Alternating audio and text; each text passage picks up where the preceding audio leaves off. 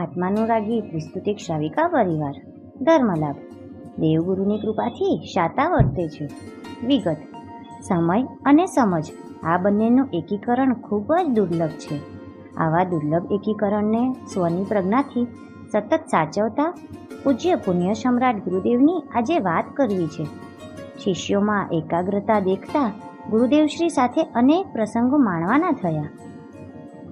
કોઈ શિષ્યોમાં પુણ્ય પ્રભાવ વિશેષ હોય, કોઈ શિષ્યોમાં વાક્ચાતુર્ય વિશેષ હોય, કોઈ શિષ્યોમાં શુદ્ધિ વિશેષ હોય, કોઈ શિષ્યોમાં સ્વાધ્યાય વિશેષ હોય, અરે કોઈ શિષ્યોમાં દોષ વિશેષ હોય.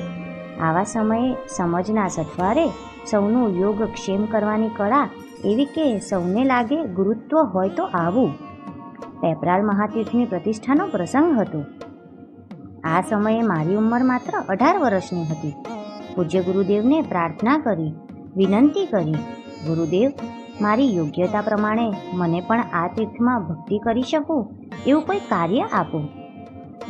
પૂજ્ય ગુરુદેવે એ જ સમયે કમિટીને વાત કરી રાજસ્થાન અને ગુજરાતના તમામ ગામ શહેરોમાં પત્રિકા આપવા જવાનું કાર્ય અપાવ્યું.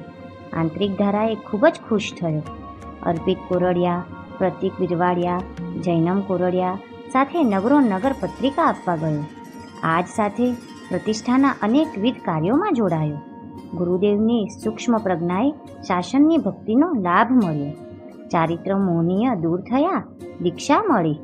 નાનામાં નાના વ્યક્તિને પણ શાસન સાથે જોડી રાખવાની કળા પૂજ્ય ગુરુદેવ પાસે અદ્ભુત હતી અને એ કળાના કારણે જ અનેકવિધ ફળો આપણે સૌ ચાખી રહ્યા છીએ. આવો આજના દિવસે પૂજ્ય ગુરુદેવની ગંભીરતા પ્લસ ઉદારતાના અદ્ભુત ગુણોને વંદન કરીએ. લિખિતન ગુરુ જયંત અંતેવાસી મુનિજીનાગમ રત્ન વિજયજી.